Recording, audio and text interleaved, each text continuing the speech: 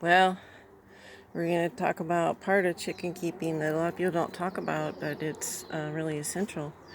And that is like, what do you do with the manure? So what I do is I put about 6 inches of bark mulch along my pathways in the fall, and then the chickens poo in that all winter, and it decays, and you get this stuff that's like gold. So now in the springtime like this, when it's moist, you can work it.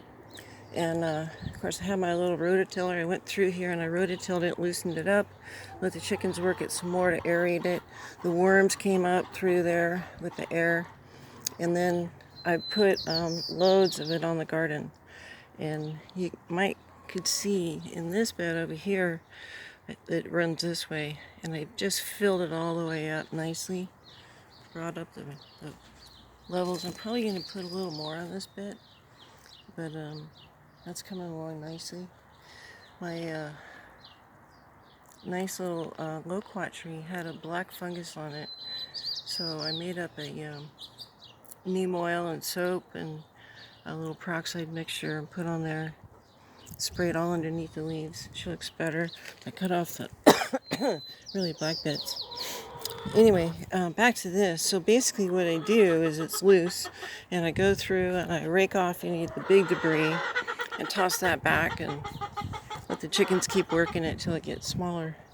And these are some dog kennel or playpen panels, 2 of them. Would you stop making so much noise, honey?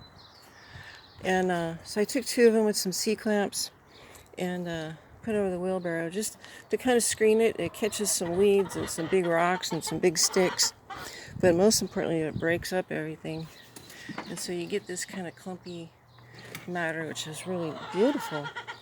And pretty soon it'll be, I can top dress my beds with this, and that's what I do this time of year. We'll go in the greenhouse where it's quieter. I culled out all my carrots. It's time to let those go. Don't be noisy somewhere else, sweetie. Look at this, man. Alright, for scale. Here's my hand. There you are. Whoosh! Right up to there. Alright, you want some lettuce?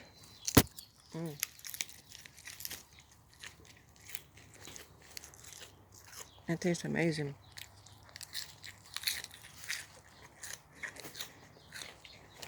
I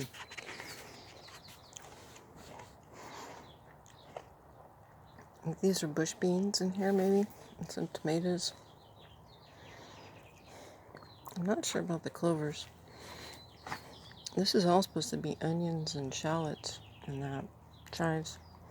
Fortunately, I got chives over there. Look at the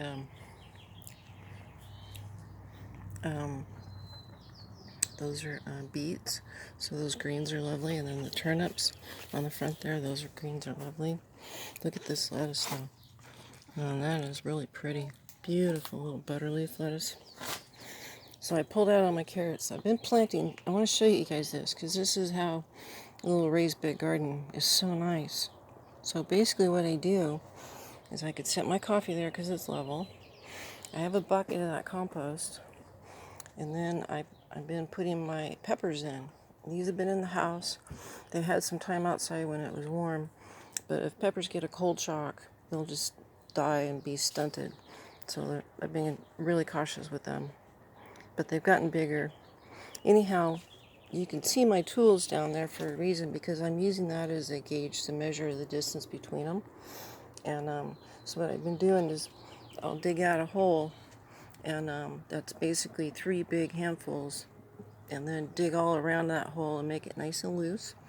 And then I'll add 2 handfuls, put the plant on, and then add a handful on top. And that's how I plant. And so this is my hottest bed, so I'm going to give them the front row here.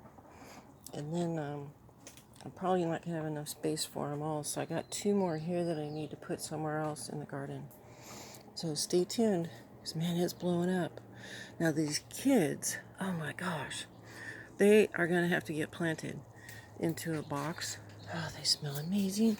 You guys, come on over here and smell this. Because you're about to get skunked. Look at this beauty. Isn't she pretty? Look at this. Here's my hand. Ta-da! The smell. Oh my gosh, that smells so good. And then here's our other little one over here. Somebody's chewing on them, and I need to get my soap spray and hit those with them. Again, I did get some of that mulch underneath here on them. You can see.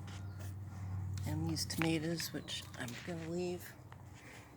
Some of those odd ones over there, tomatillos, I'll probably keep a few of those. But those turnips over there, man, they're blowing up. I'm not sure my net idea is what I'm going to stay with, because I'm not sure the plants are liking it. My idea was let them go through it and then just lift the net, but these leafy greens are not liking that. Alright, well, anyhow, planting these kids in this nice hot bed here will have all kinds of peppers. They should do really well.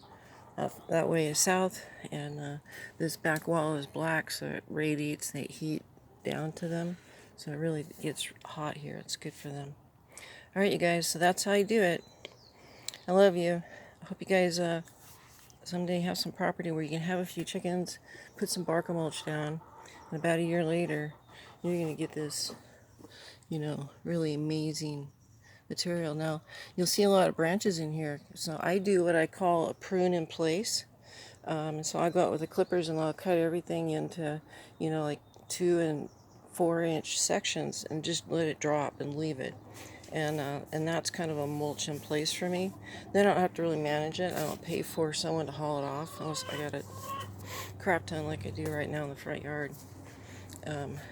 But that's how you build good soils. Put all that in there, and it decays and dies down. It's really good for your soils, And if you have a few rocks in there, that doesn't bother me either, because at the end of the day, those are going to decay as well and slough off minerals for your plants. So I'm kind of a fan of that.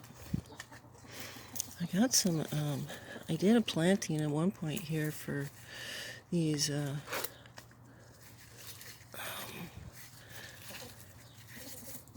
let's put you guys on the other side. You seem to want to be for some spinach plants here, and it seems like we had a few of them up, so I'm going to keep those. Okay. Well, let me get this tuned up a little bit here. Planting peppers with DiveGirl Deb. So easy to get distracted. And you can see the temperature on the wall. It's 70 something degrees in here. Yeah, it's hot. I'm sweating. Alright guys, well, this is so much fun to garden. Even if you have a little space and you can build yourself a little greenhouse like this doesn't cost a lot of money. You buy this greenhouse plastic online, and it's good for about 8 years or so, 7 years. And it's designed for this. And just get yourself a little frame and put it up. Heck, you put a tent up or something like that, put this fabric over it, and have yourself a little greenhouse in that tent. So it's, that doesn't have to be hard. Alright, you guys, I love you. Go out there and garden. Get dirty. I like that. Alright, guys, bye.